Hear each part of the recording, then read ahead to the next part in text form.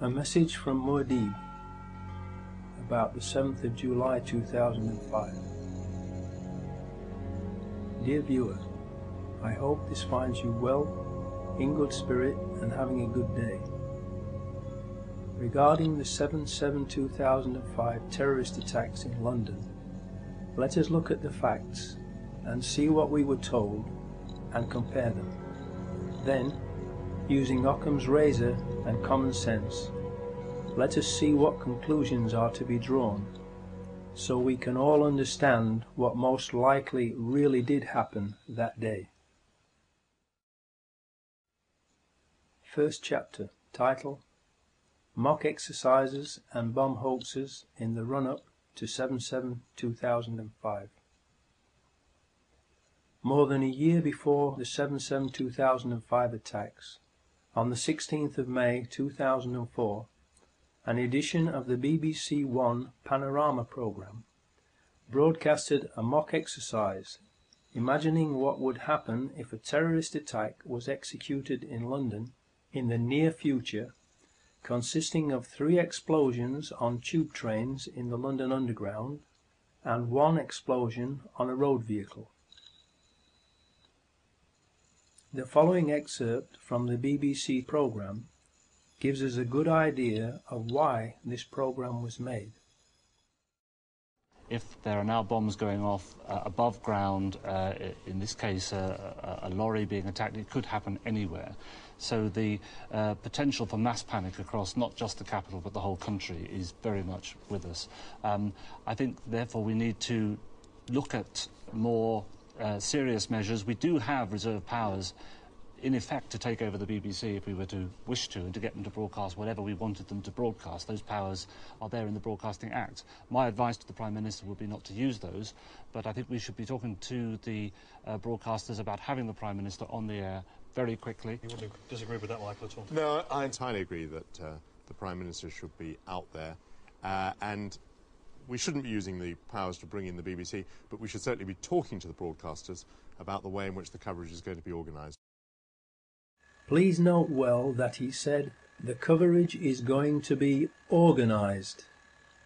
In other words, he was saying that they would write the script for and then edit and control the media coverage of an event in which there were 3 explosions on London tube trains and 1 on a road vehicle, if such an event were to take place in the near future. The question that begs to be asked is this: was that what they were actually in the process of planning, and precisely the reason for that programme? This is the kind of terrorist attack the government repeatedly says is going to happen. We've been absolutely clear, we can't guarantee that there will never be an attack. It's quite likely that they're planning one now. I am wondering about the purpose and effect of this very programme. This BBC Panorama programme appears to have been used by those behind the 7/7/2005 attack as the means by which the media's response to the attack in the near future was studied, so it could be controlled and directed towards their own ends. Mr. Price plays the bad cop and issues the threat of taking over control of the BBC, and then Mr. Portillo plays the good cop and says that there is no need to do that as long as the BBC behaves itself and broadcasts whatever they want them to. The good cop, bad cop scenario is just theatre, to deceive the viewer. The reality is that the BBC is a government propaganda machine and is already, and always has been, controlled and used by the government. The headlines at 9 o'clock. In the past hour, there have been 3 major explosions on the London Underground. The first occurred at 8:10 on the Piccadilly line between Knightsbridge and Hyde Park Corner. The second at 8:16 on the Central line between Tottenham Court Road and Oxford Circus. And the third at 8:27 as a train was arriving at Vauxhall Station from Stockwell on the Victoria line. Emergency services have been called to all three scenes. There are no reports available yet on the number of casualties, and the police have said that it's too early to identify a possible cause. London Underground is now closed, and the police are asking people not to travel. 350,000 people alone are making their way towards the City of London at this point. And if the access overload system has been triggered and they can't get onto their mobile telephones, this will have profound implications for them, the next of kin. We can now confirm that a tanker carrying chlorine has exploded at the junction of Shoreditch High Street and Commercial Street. Chlorine is extremely toxic in this form, and the police are issuing express warnings to people to stay indoors, close windows and remain there until the all clear is given. In the days leading up to 7/7/2005, there were hoax bomb scares in Nottingham and Sheffield. Were these false alarm hoaxes meant not only to cause panic and confusion, but also to lull everyone into a false sense of security and into thinking that the initial reports in London on 7/7/2005 would also be false alarm hoaxes, so people would ignore them until it was too late? Second chapter title: Peter Power, Dupe or Accomplice? Then, on 7/7/2005, we were told on TV by Peter Power of Visor Consultants that they, and the private company employing them, who helped choose the scenario for it, were running a mock terrorist drill in the London Underground, with practically the same scenario as what actually really happened on that day. In other words, the actual mock anti-terror drill that the BBC Panorama programme of May 2004 had outlined had been chosen by Visor's client to be carried out on the very same day that 4 Muslim suicide bombers also chose the same scenarios that Visor's client had chosen for the mock drill, causing real and devastating explosions on 3 London tube trains and 1 road vehicle. Please think about that unbelievable set of coincidences for a few seconds, to let the implications of it sink in. Then, please ask yourself, what are the odds against all of that happening by chance? Just to get this right, you were actually working today on an exercise that envisioned virtually this scenario. Almost precisely. I was up until 2 o'clock this morning because it's our job, my own company, Visor Consultants. We specialise in helping people to get their crisis management response. How do you jump from slow time thinking to quick time doing? And we chose a scenario with their assistance which is based on a terrorist attack because they're very close to a property occupied by Jewish businessmen. They're in the city, and there are more American banks in the city than there are in the whole of New York. A logical thing to do. And I've still got the... I was going to say, how extraordinary today must feel for you as it unfolds. In his TV video clip, Peter Power states that their customer helped to choose the exact scenario. I repeat, Visor's customer helped to choose the exact scenario. To this day, Peter Power refuses to publicly identify the customer who chose the exact scenario. Why? Third chapter title: Foreign Security Firms. Can they be trusted? Verint Systems is the security firm that is responsible for the CCTV surveillance cameras in the London Underground rail network, and it is an Israeli company with approximately 1,000 employees. No CCTV footage of the 4 Muslims boarding the tube trains has been released by Verint, who claim that their cameras were not working. Why? Because the 4 Muslims were not on the tube trains that blew up. Fourth chapter title: The 4 Muslims, Actors or Patsies? We were also told that the training exercise involved 1,000 people and, of course, amongst those 1,000 people would have to be the 4 people who were recruited to play the parts of the mock terrorists. Therefore, as part of the exercise, they would have recruited 4 young Muslim men to carry 4 backpacks that were to contain mock explosive devices. Who were their Muslim recruits? These Muslim men would naturally buy return train tickets and not one-way tickets, because they would be going home after playing their parts in the training exercise. One of them, the oldest, who would be considered the ringleader of the group because of his age, would have been asked to make a suicide video prior to 7/7/2005, being told it would form part of the training mock terrorist exercise, in order to make the exercise, and possibly a film to be made of it, look as realistic as possible. He would obviously not have been told the details of the whole plan until later, probably when he and the others arrived at Luton on the 7th of July 2005, to make absolutely certain that the scenario of the drill which would take place that day could not be talked about by or to anyone. The second oldest would also be asked to make a similar video as a backup for just in case anything went wrong, and or the oldest pulled out of the drill before the 7th of July 2005. It should be noted that neither Mohammed Siddiqui Khan nor Shehzad Tanweer specify what their targets were in their videos. It is also interesting to note that no one has ever claimed responsibility for the 7/7/2005 bombings, except for a message on a fake Al-Qaeda website on the same day that was traced to Texas in the USA.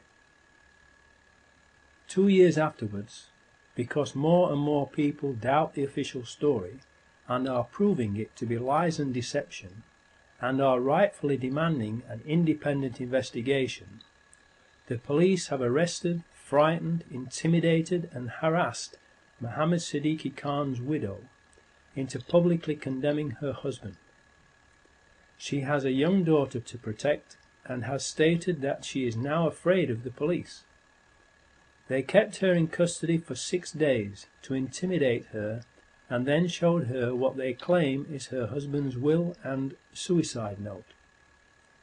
Obviously, this was done to get her to condemn her husband publicly, in exchange for the authorities' implied agreement to leave her alone, to which she will have agreed in order to protect herself and her young daughter from further harassment. Where were these documents found, and why did it take 2 years for them to be shown to her? They are, after all, her rightful property, if genuine. 2 years is ample time to forge a short handwritten note and signature on a will. In view of the amount of time this suicide note has taken to be mentioned, the timing of it, and all the lies and evidence the authorities have told, fabricated and planted, it cannot be trusted and must be considered another forgery, along with any other new so-called evidence that they might come up with. So the scene is set for the training exercise to go ahead. The fake terrorists have been recruited, the suicide videos have been made, and everyone has been given basic instructions for the day that the exercise is to be put into operation, 7/7/2005.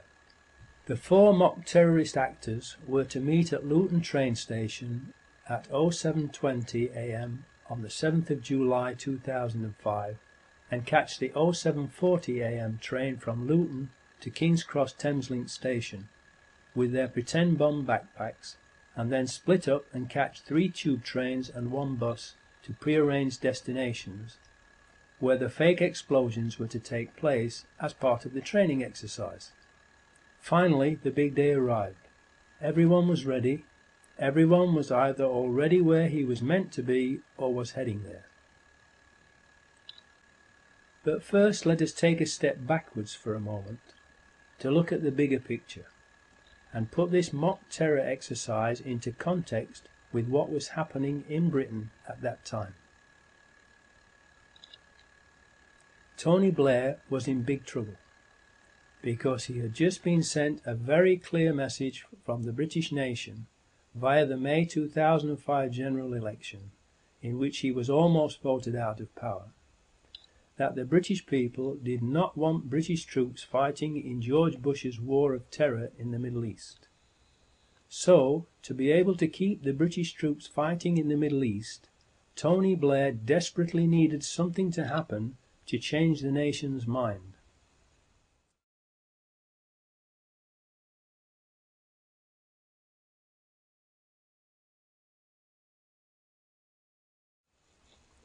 Gleneagles.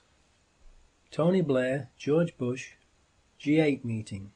Agenda of addressing world poverty, forced on them by Live 8 concerts around the world, but not for long. Their lucrative, evil, phony and very unpopular war on terror, which is really a war of terror, will promptly return to the top of the agenda with 4 big bangs. No time for the poor. The rich have lots more money to make and people to murder.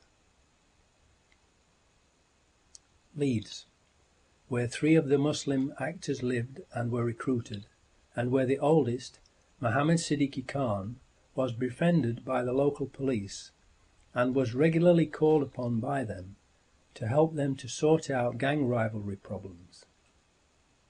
Mohammed was also taken on a tour of the House of Commons by a Leeds MP who befriended him. The perfect patsy, someone who was made to believe he could trust the authorities and that they would therefore not deceive or harm him. Someone who could in turn recruit 2 other Muslims for the drill so they could all become famous and make a nice bit of clean and easy extra money and show their patriotism by helping the authorities to protect Britain from terrorism. Aylesbury, a 4th Muslim actor who has been recruited, Jermaine Lindsay from Aylesbury, will also meet them in Luton.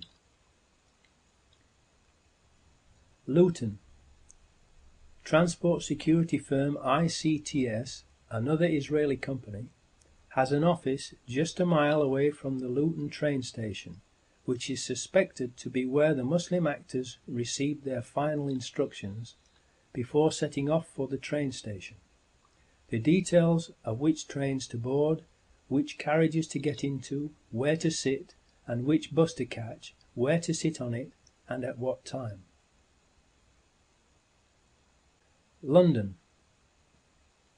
Commissioner of Police Ian Blair, Rudy Giuliani, Mayor of New York on 9/11, Benjamin Netanyahu, who said 9/11 was good for Israel, Peter Power, and all those taking part in the mock terrorism drill are present in central London, in or around London Underground locations where the explosions take place, and also Tavistock Square.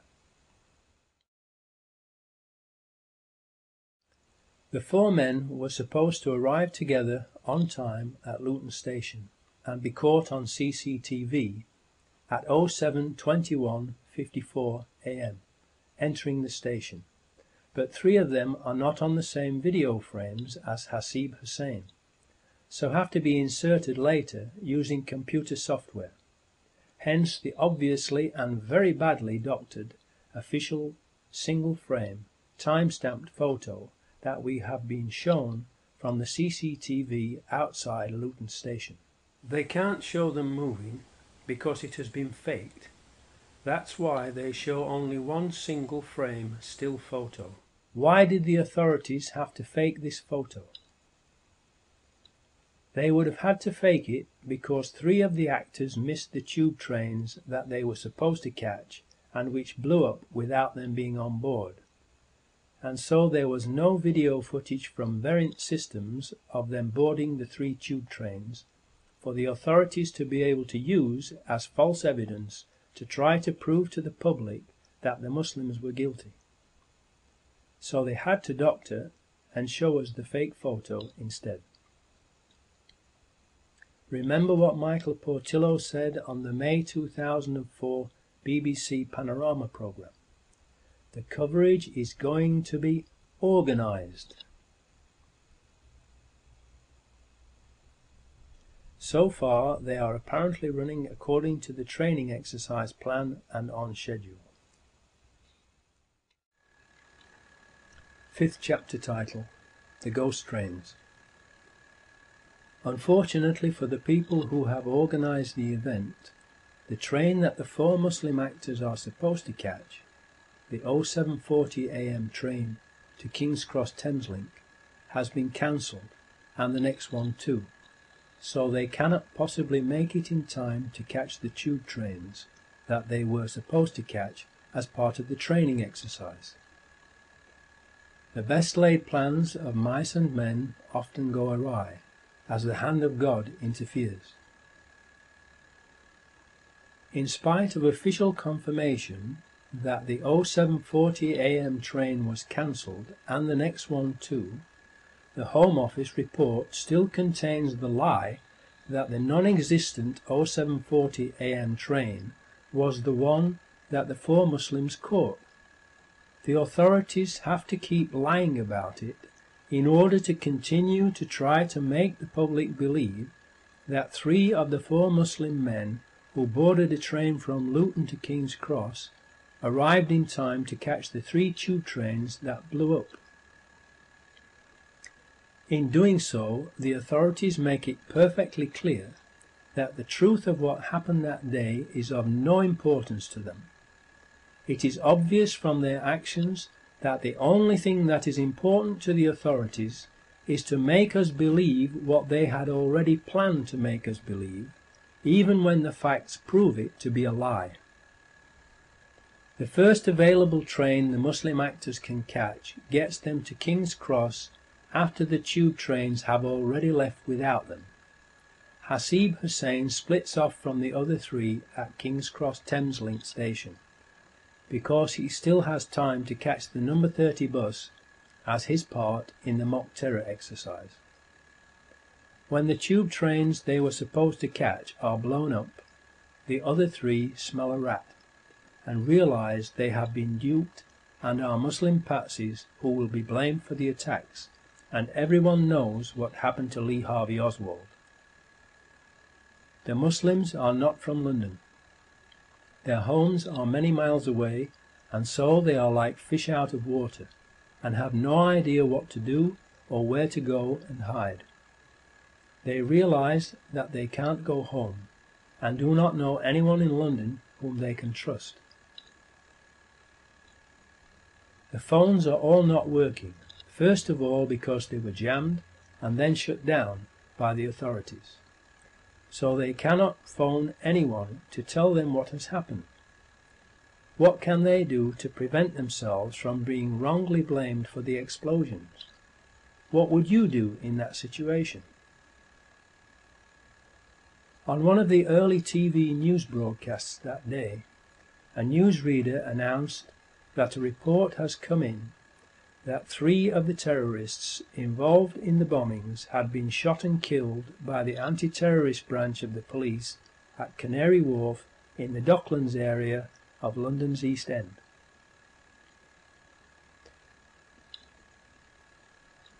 The announcement was made only once and never repeated for obvious reasons. How could suicide bombers possibly have survived the tube train bombings and then been in the Docklands to be shot? In a New Zealand Herald newspaper article, it says that 2 people were shot dead outside the HSBC building, and in Canada's Globe and Mail newspaper, only 1.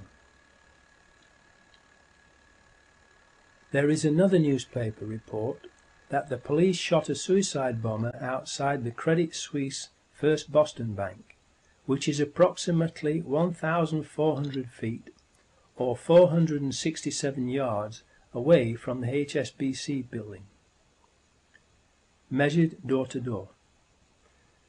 The 2 buildings are very different in both shape and size, and 467 yards apart, and thus they are not easily confused with each other.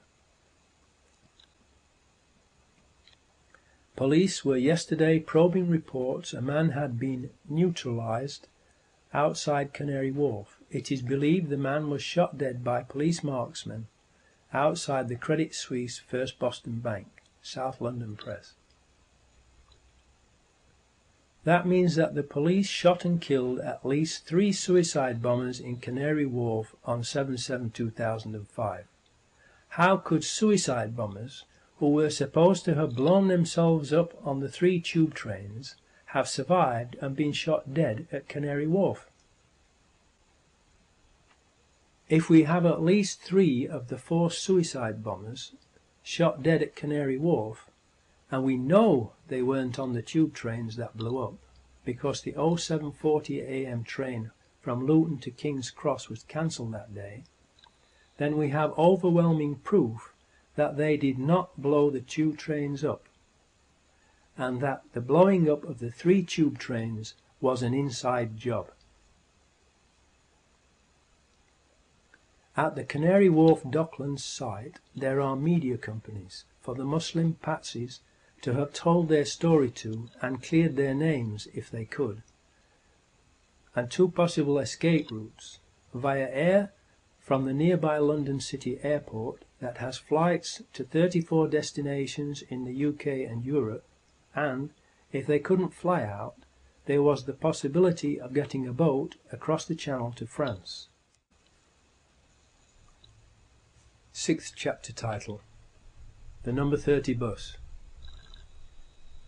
The 4th Muslim backpacker, Hasib Hussain, who has been blamed for the number 30 bus bombing, is reported to have been seen wandering around London, going into McDonald's and eating a beef burger. He is reported to have tried unsuccessfully to contact the other 3 by phone on Euston Road outside King's Cross at 08:55 AM, but the phones were not working because they were first of all jammed and then shut down by the authorities. What happened to him? He was the youngest of the 4, only 18 years old, and described by those who knew him as a gentle giant. Therefore he was possibly the least worldly wise, and he was also on his own in a strange city and a long way from home. He might not have realized he was in danger of being framed as a patsy, believed all the chaos around that part of London was just part of the mock terrorism exercise that he was part of, and so just continued with his assigned role, which was to board a certain double-decker bus at an appointed time and sit at the back of the top deck. A double-decker upon which a large advertisement for a play had been placed on one side, reading, "Outright terror, bold and brilliant." Please think about that sign on the side of the bus and the sick minds of the people who planned the attacks. Now this is where it gets weird, because we are told that Hasib Hussain started from King's Cross Thameslink station and was seen on a number 91 bus travelling west along Euston Road to Euston Station, where he caught the number 30 bus that would have then travelled east, back along Euston Road, retracing his steps, back to where he started from at King's Cross, if it had not been diverted into Tavistock Square. Why would someone carrying a large, heavy backpack do that, unless he was following a script, written by someone who knew in advance that that particular number 30 bus, registration LX03BUF, would be diverted into Tavistock Square, and that Hasib Hussain would therefore not be able to get on it at King's Cross Thameslink, which is where he had arrived at on the train from Luton? Only someone who is a stranger to London would do that without asking why, because it is a totally illogical thing to do for someone who knows London and knows that the number 30 bus goes past King's Cross Thameslink station, so that they could have caught it there instead. It would have been a complete waste of time, energy, money, and an unnecessary risk to take, and thus a totally illogical thing for a real terrorist to do. It now gets unbelievably weird, because the number 91 bus that Hasib Hussain is reported to have taken from King's Cross along Euston Road to Euston Station to board the number 30 bus, registration LX03BUF, that got diverted into Tavistock Square, actually goes to Tavistock Square. So, if he wanted to get to Tavistock Square, he could just have stayed on the number 91 bus and been sure of getting directly to Tavistock Square. The number 91 bus route goes from King's Cross to Tavistock Square.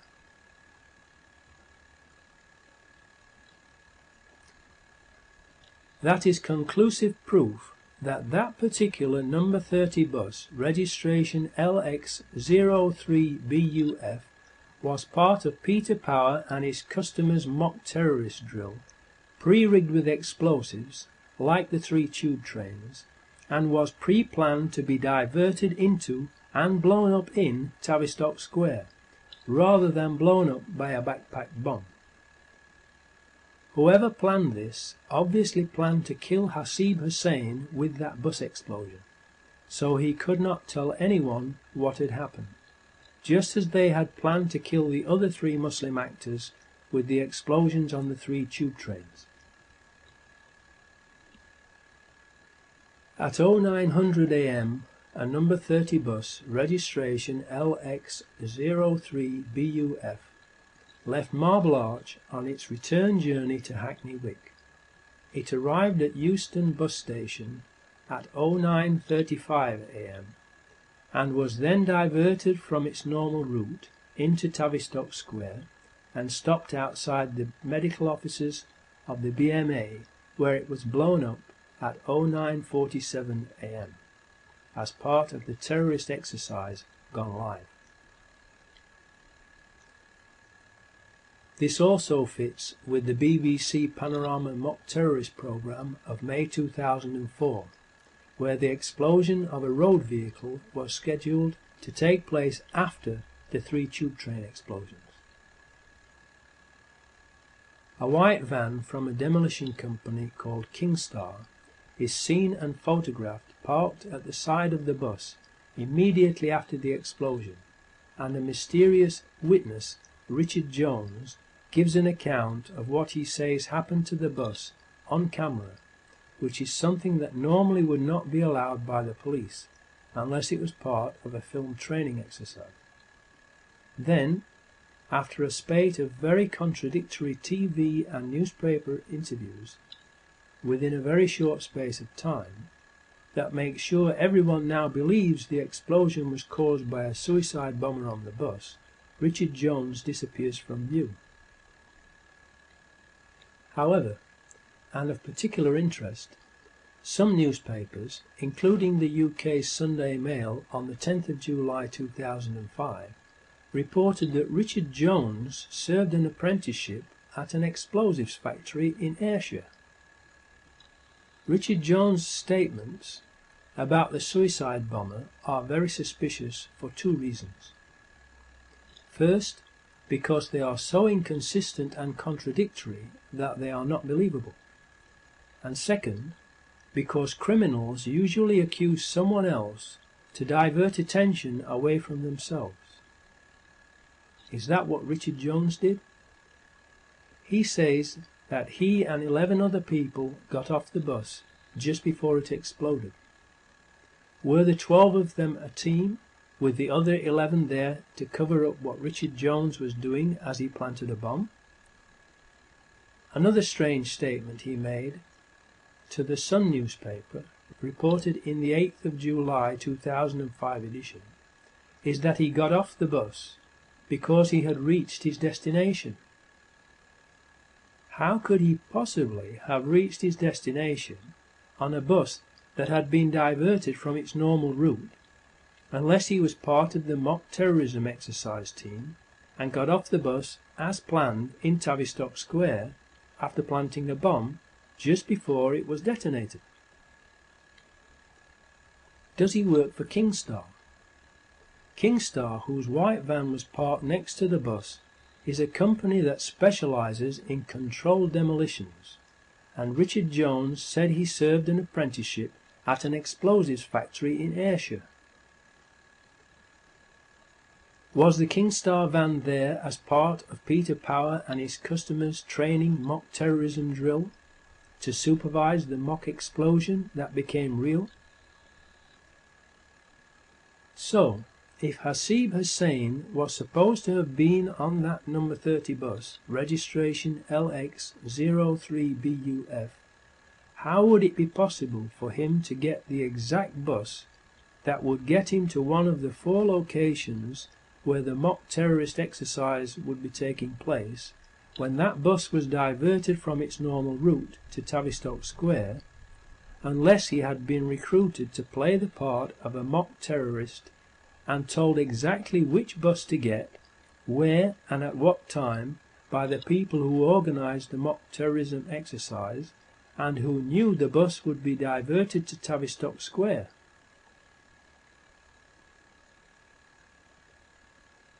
The odds against that happening by coincidence are unbelievable, and thus it is not possible that it was a coincidence. Another unbelievable coincidence is that all of the CCTV cameras at all 4 of the blast sites were not working that day. The 4 CCTV cameras on the number 30 bus were, just like the Israeli Variant Systems ones on the Underground, not working, and there are no reliable witnesses who can place Hasib Hussain on the number 30 bus. Richard Jones is an unreliable witness whose physical descriptions of the man he says was the suicide bomber does not fit with Hasib Hussain's appearance or what he was wearing that day. So there is no proof that Hasib Hussain was either on that bus or blew it up. Even so, he has been tried and wrongfully found guilty of blowing up the number 30 bus by the government-organised and controlled media machine, without a shred of real evidence. They claim to have found Hasib Hussain's ID in Tavistock Square. However, they also claim that ID from another of the 4, Mohammed Siddiqui Khan, was found in at least 2, some reports say 3, separate blast locations. He cannot possibly have been in 2 or all 3 locations at the same time, proving that these items were planted after the blasts. How could their IDs have survived suicide bomb blasts? Millions of people are aware of the magic fireproof Mohammed Atta passport that was planted at the World Trade Center on 9/11. In light of these incidents, if ID from Hasib Hussain was found at Tavistock Square, it does not necessarily mean that he was on the bus and not somewhere else. Or, if he was on the bus, that he blew the bus up. What has happened to the presumption of innocence, and being considered innocent until proven guilty, and convicted by a jury of your peers in court, that has always been the mainstay of British justice? The most likely case is that the number 30 bus had been pre-rigged with explosives during its previous service, when the CCTV cameras were disabled. The CCTV systems on stagecoach buses are normally either the Israeli company Variant Systems RP12001 or Timespace X200. A witness, Richmal Marie Oates Whitehead, aged 35, who worked at the BMA in Tavistock Square and was hailed as a heroine for her actions during the London bombings, said she heard 2 explosions on the bus. The controlled media immediately went on the offensive and did a character assassination of the heroine, because her testimony did not fit with the official story, and she died unexpectedly shortly afterwards. However, other witnesses also reported a second explosion on the bus. Richmal's and other witnesses' testimonies would account for pre-planted explosives and a bomb being planted later on 7/7/2005. What we can be certain about, though, is that, either on the bus or elsewhere, Hasib Hussain, like the other 3 Muslim patsies, was murdered. 7th chapter title, Pre-Planted Explosives.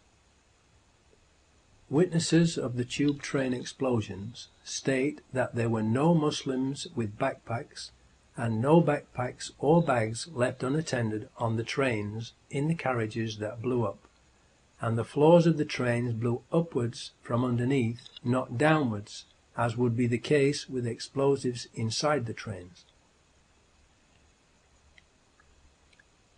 Explosives under the train floors, powerful enough to rupture the carriage floors and bend them upwards, would also lift the carriages up off the rails and derail them, as did happen. Those explosives were not homemade, but military-grade high explosives that would not be available to Muslim suicide bombers.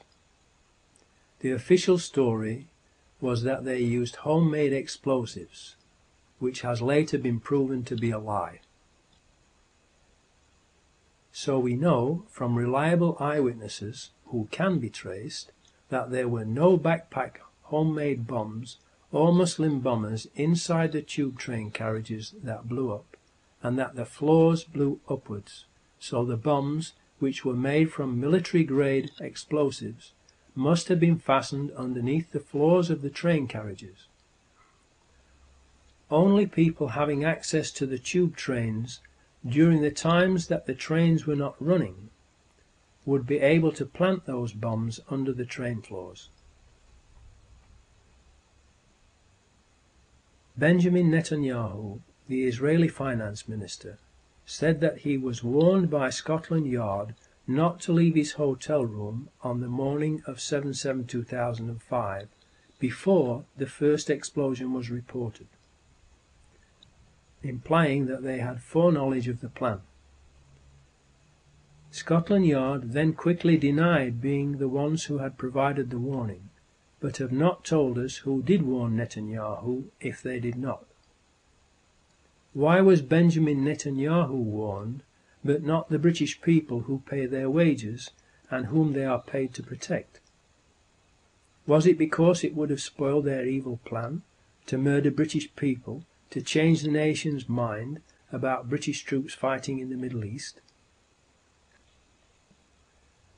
2 weeks later, the head of the Israeli Mossad, General Meir Dagan, said that he had warned Benjamin Netanyahu at 08:40 a.m. on 7/7/2005, 10 minutes before the first blast occurred. How did he know what was going to happen in London if Scotland Yard did not warn him? Did he wait to warn Benjamin Netanyahu until it was too late to warn the British people, so as not to spoil their evil plan? Was the London bombing a covert MI5 operation, or an Israeli Mossad operation, or a joint operation by both of them? The British people have the right to know. Tony Blair said on the day of the explosions that "we know this was done in the name of Islam," when there was no proof whatsoever of who had done it, therefore indicating he possibly had foreknowledge of the plan and who they intended to blame and the reason why they were going to blame the Muslims. As proof that this was a slip-up and needed covering up, look at how the BBC later falsely reported his actual words, giving further proof that the BBC is a government propaganda machine and the coverage was organised, exactly as Michael Portillo said it would be in the BBC Panorama programme in May 2004. Later that same day, Ephraim Halevi, a former head of the Israeli Mossad, wrote in an article published on the Jerusalem Post website at 18:10 p.m. London time that the attacks had been carried out simultaneously with near-perfect execution. How did he know they had only been near-perfect? How could he have known what the perfect results should have been in order to know that the actual results were not perfect, unless he was in on the plot? How many more people had they intended to murder in order for it to be considered perfect execution? How did he know, at least 2 days before the London authorities released the information on the 9th of July, that the bombs were detonated simultaneously, unless he was in on the plot? As proof that this too was a slip-up, the Jerusalem Post article in question was completely removed from their website after people began to ask similar questions. The following day, Police Commissioner Ian Blair also made a slip-up on camera and said that there were 4 miserable bombers, and then very quickly corrected himself, showing that he too possibly had foreknowledge of the plan to use 4 Muslims as patsies. If London could survive the Blitz, it can survive 4 miserable bombers like this. I'm not saying there are 4 bombers, 4 miserable events like this. We are told that the first reports were of an electrical power surge that occurred, and then later we were told that there were bombs that exploded on the tube trains and that it was an Al-Qaeda terrorist attack, with Muslim suicide bombers carrying backpack homemade explosive devices onto the tube trains.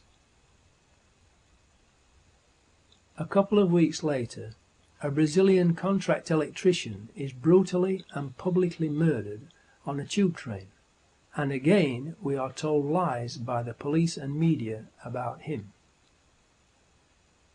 He was a contract electrician. For whom had he been working, and what had he been working on in the days leading up to the 7th of July 2005? Remember that the first reports from the media about 7/7/2005 were of an electrical power surge, and John Charles de Menezes was a contract electrician.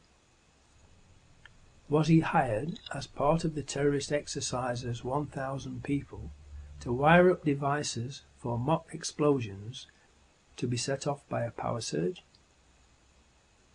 Did he see the explosive devices being fastened under the tube train carriage floors and later realize what had really happened and was starting to talk about it? Did they, the hierarchy enslaving you, publicly execute him to shut him up and as a warning to others to keep their mouths shut? We have been unable to find out where he worked. We know about his cousins who live in London and his family coming over from Brazil, but we do not know where he worked. Why? Who is the person calling himself Richard Jones and claiming to have been next to the suicide bomber on the bus and a witness to the bus bombing? And why did he tell so many lies? Why did Peter Power smirk, grin and giggle when he spoke about the coincidence that the exercise had turned out to be real when lots of people had been killed and injured?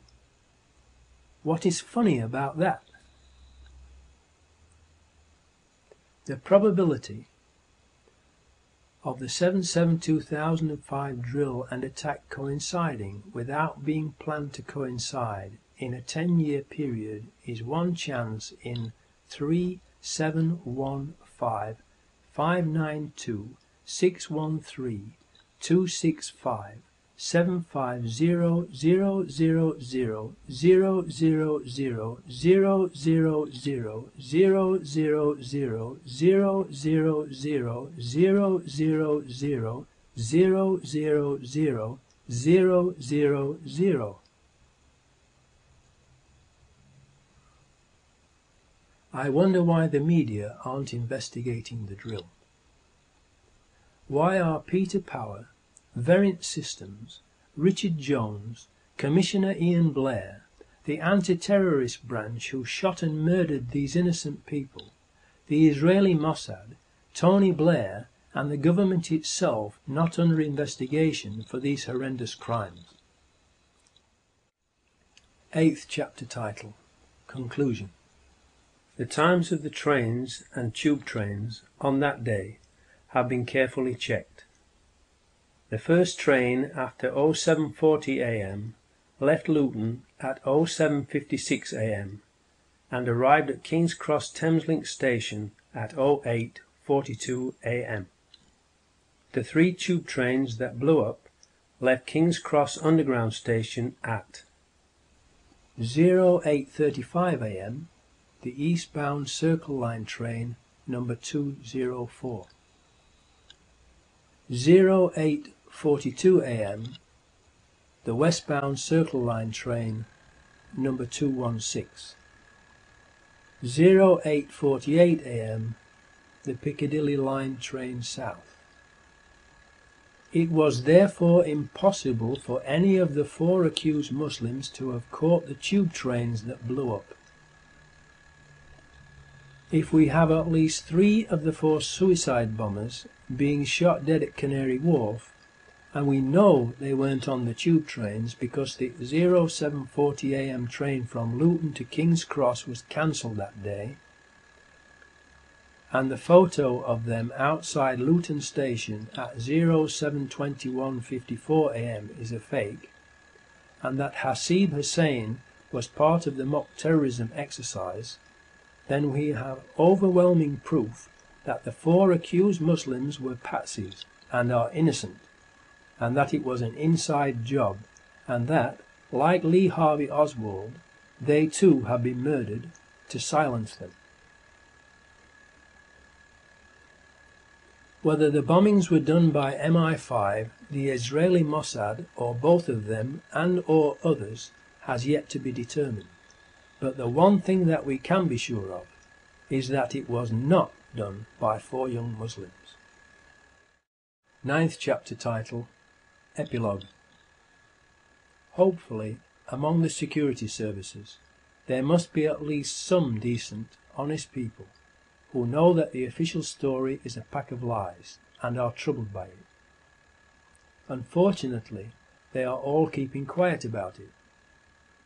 We need them to have the courage to come forward and say what they know and arrest their evil colleagues and bring them to justice if they don't want to be also condemned as accomplices of the government and media criminals who committed treason and mass murder that day and helped to cover it up, enabling the Orwellian Big Brother police state plans for Britain to pick up steam, and the real perpetrators, the New World Order government terrorists, to plunge the world into World War III and Armageddon. Why do you think they have made a Big Brother TV program? To program people's minds and get them used to the idea of living under constant surveillance, and to like it, and volunteer to take part in it. Why do you think they are called programs? It is because they are used for mind control, brainwashing, programming of the public's minds into obeying and sleepwalking whilst following their New World Order hidden agenda. The sleeper must awaken. The sleeper must awaken. The television is the greatest mind control and propaganda weapon ever invented.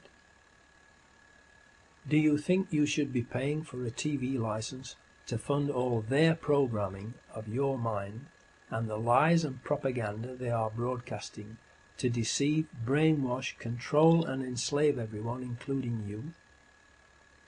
Does the TV and watching it not already control most of your life and the way you think? Do you think you should be paying for all those CCTV cameras and their operatives to spy on you everywhere you go, so they can enslave you and fine you, thereby stealing your money for doing nothing wrong? Especially when they use your own money from those fines and taxes to pay for even more CCTV cameras, so you have even less privacy and freedom. And then they claim that the cameras do not work when there is a real crime being committed by the people who control the cameras. Don't you realize that in paying fines and taxes you are actually paying for the chains they are using to enslave you with? Wake up, look and see the reality that you are actually paying for them to turn you into their slave. The government is continually and illegally passing new legislation to restrict your freedom and obtain more and more information about you to control you, and yet they themselves are becoming more and more secretive and out of control. They have turned the relationship between the people and government into the opposite of what it should be.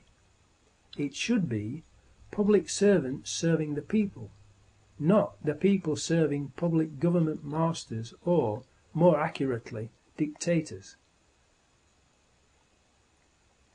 Please, for your own sakes, make copies of this film for everyone you know and for the media outlets in your area, to wake them up and let everyone know the truth, so that the public will give the decent, honest people in the security services their support and encouragement to tell the truth and arrest their evil colleagues. Long live the fighters. Muad'Dib.